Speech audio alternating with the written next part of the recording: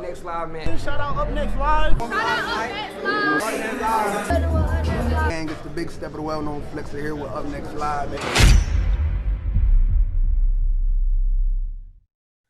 What's up, Orlando? It's another episode of Up Next Live. I go by BRITTANY, ELYSE, my sister DJ MK in the Bizag, and we have a special guest tonight, my dog Zach Zoya, all the way from Canada. What's up? What's up? How y'all feeling? Listen, I don't want you to fault us for this, but I know we were supposed to do this interview a little while back.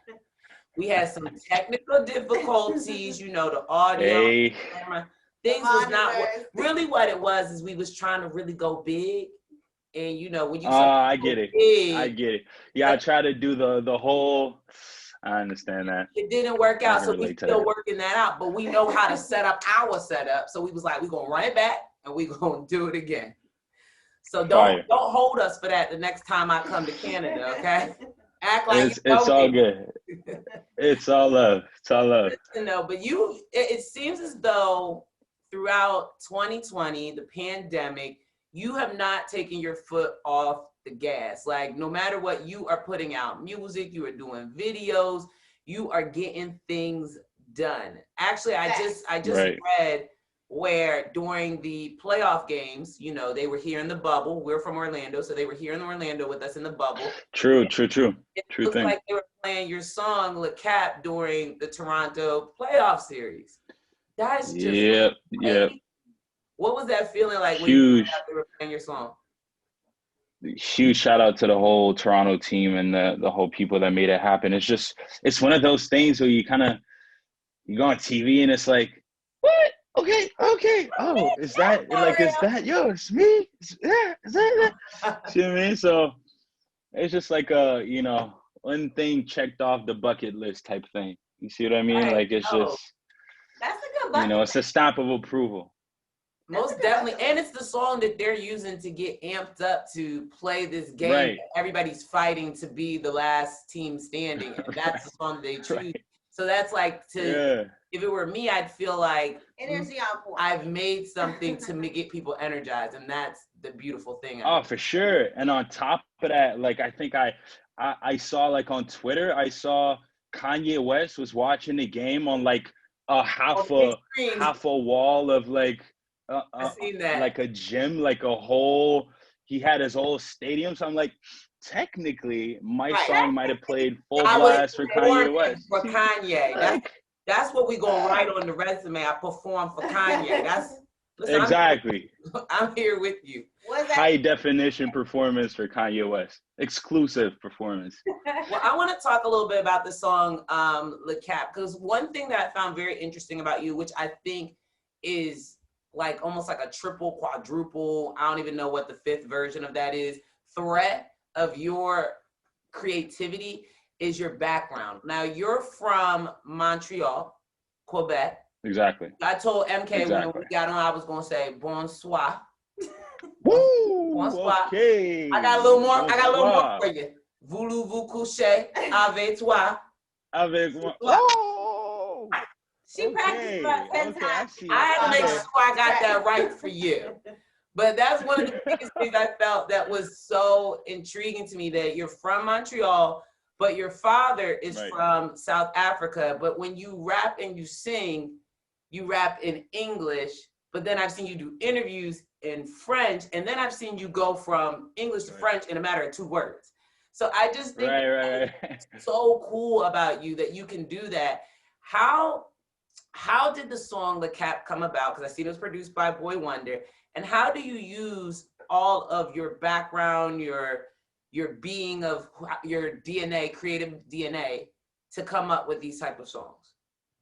Right. So actually, Le Cap is Bugo, which is my guy, my producer who I work with. Boy Wonder actually produced Patience. Oh. But Bugo, Boy Wonder. I see where the B got. Exactly, B got you. But honestly, the song, like, it's named Le Cap after actually Cape Town, which is like a big city in South Africa. And funny thing is, the guy who made the guitar sample, played it in South Africa and like sent it to my guy who's a French guy who then I met and then made the beat for me. Like it's that weird thing where it just happened. Kismet. So yeah, it's just crazy. Like it's I think it's a very, you were talking about my like how weird and maybe like all over the place my heritage is, right?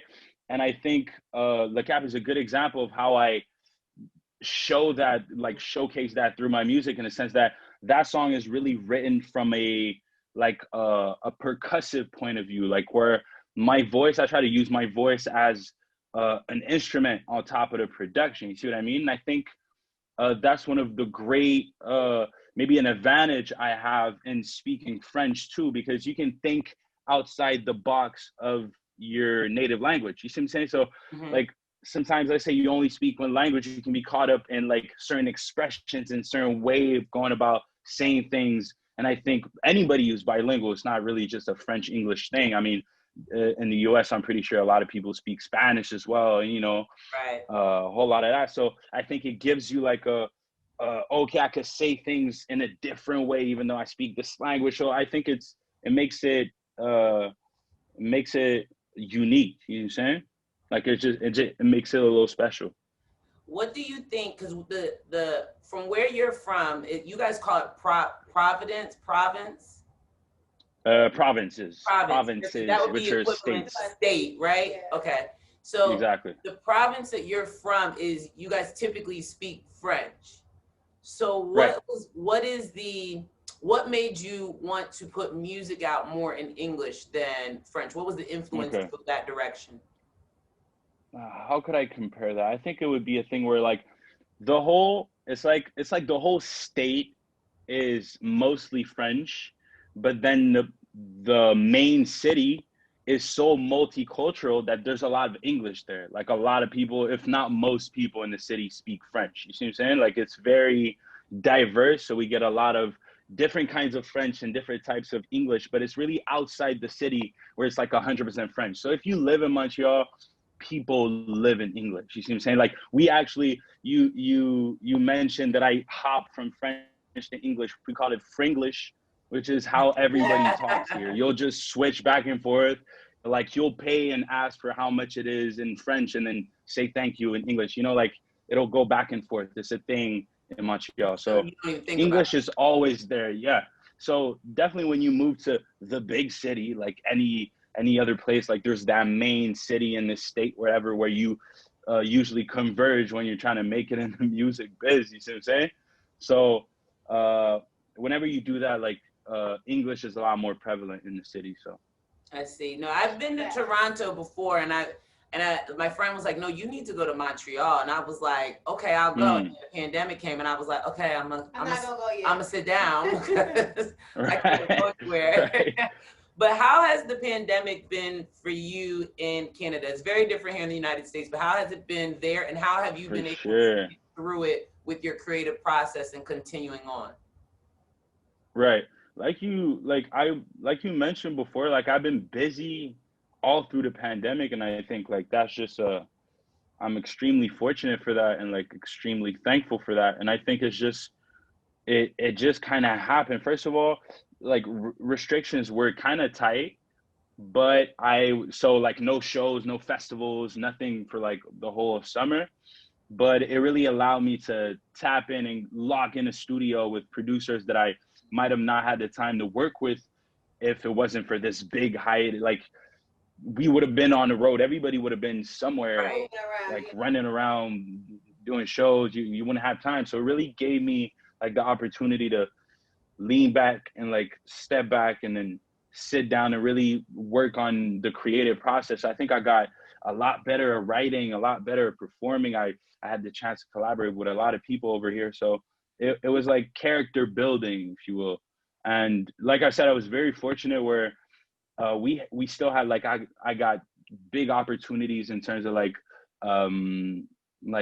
festivals and like online stuff. And like, I still got pretty good coverage for my tape that came out mid-pandemic. So it's been surprisingly good for me. Like I understand that nobody not everybody's been in that situation. And I know it's been worse in the States as well. Like, we had it pretty easy compared to y'all in Canada, you know, just how the government dealt with the things and everything. Right. Like, it was, you know, it was the tension wasn't as, the tensions weren't as high for sure. But it's still, as a Canadian, I was still one of the lucky ones, because I was just at the right in between where I was good enough to not depend on those shows to go through my summer, to like pay my rent and everything. But like, just on the verge of like, I wasn't on a $3 million tour that just got canceled. So it was like that sweet spot where it's just like, I get to actually sit down and work on myself. So. But I think that also goes to you set yourself up like that. Yeah. You know, like by working so For hard, sure. putting music together and always consistently on go, by the time that something like this happened, you still had other things that you could work on in the midst of that. Sure. Exactly. So that, no, it's definitely 100%. I mean, for us, things like this, like having these type of interviews and things like that, have picked up a lot because we were able to adapt and pivot to the times and be able to have conversations like that. Do you feel like you've done more interviews, and like you said, you did some digital shows and virtual shows, so do you feel like you've been doing more of these style of interviews about all of this? It's very different, right? 200%. Like, I've been, ever since the tape came out, I think I've had at least like 3-4 interviews a week. Like these last weeks have been a little slower because like Christmas coming and everything, but like I was in front of my phone with like my little spotlight setup, you know what I'm saying, like my O-ring and everything. And like of course it's a lot easier, and like you can do multiple in one day because you don't have to go somewhere, you know. Like otherwise I probably would have done like a promo tour in the States where I would have had to, like, I would have been going from stations to stations and stuff. So for sure, I've been doing a lot of those. Well, listen, when we back outside, you already know when it's time to come to Florida and Orlando, we gonna show you around. We gonna go outside. I'm not gonna lie, us in Florida, we are outside. We are all the way outside. I'm not gonna lie. True, I see We're at the club every weekend. We are y'all on outside. The beaches. Okay, and no, you gotta clarify, DJing and hosting. We're not like, you know. Yeah, we're not partying. We're working. No, I got you. So I feel like same thing here. Here. Whenever the borders are open, I can give you a little tour of Montreal whenever you want. Well, you know, I want to hop into this EP spectrum because you dropped a video. You dropped a couple videos. Let's start there. And one thing about your videos, they're just not regular videos. They are very much like movies, mini movies. They're like mini movies to me. They're very cinematic to me. And I love stuff like that. I was watching another interview with you and you were talking about how you like one of your favorite movies is Inception. And I was like, I like this guy. Mm-hmm. You know, Inception is one of my movies. I said, I could watch it over and over again. But you have a video out for Patience. And what I found about that video, and I was talking to MK about it before we did this, was I said, one thing I like is that I think that video came right on time for a lot of creatives. Because you want it, it's almost about like, you want something so bad, you're chasing joy, you're chasing happiness, you're chasing all these things through your creativity, but you're sometimes not reaping the benefits of it. And sometimes you just gotta be patient. And I think one thing this pandemic taught us all is patience. You know, sit down, you can't do anything. So figure out how you're going to strategically make your plan moving forward. What was your backstory behind Patience? So basically, that's a great point. I didn't even think of that. Like, it's very fitting now that I think about it. But I was in a process of like signing with my label, and like it was my first peak, like my first time I got to see like from the inside what the industry looked like, and it took time. It just took time. As a creative, you really just wanna make the song, you wanna drop it and make another song, and you wanna drop it. You don't wanna think about it. You don't wanna be like, oh, now I have to think about like the branding and the marketing strategy. Like, no, this is how it felt. Point blank, just drop it. You know what I'm saying? So it was really, I really had to learn how to and it really affected my happiness to the sense where I felt like I wasn't doing what I was supposed to be doing, because we were, in the midst of negotiations, and it's just like, even though I signed a deal, we can't just go out there and just do things. So I remember I had this conversation with my big brother and mentor, Cardinal Fisher from Toronto, who's actually one of the guys who got me to sign, who got me my deal.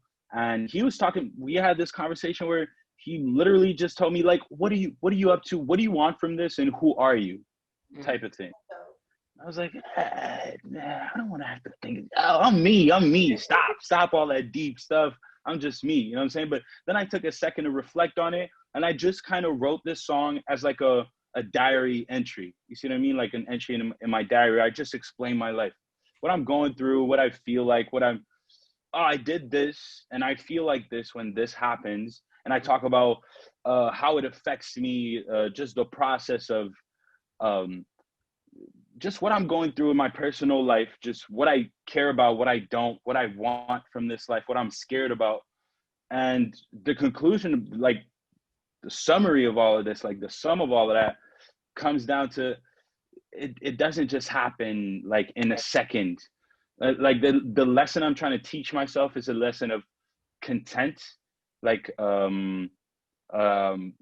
just appreciate what you have right now, and just to know, to know that, like, also one thing, I just listened to a Jack Harlow interview talking about, like, every time you get to like another like level of success, you're just looking forward, like, okay, what's next, what's higher, what's bigger, what's better, right? So I think if your whole career or your whole life, because it applies to anything, you like, anybody, it could apply to anybody, if you're always looking forward to the next thing and not really just taking the time to sit back and be like, okay, this moment, I'm cool with this moment and I'm happy in this moment, your whole life is going to pass you by, because you're never going to appreciate the happiness you are like creating for yourself, because you're always thinking about, oh, I could be happy, I could be happier.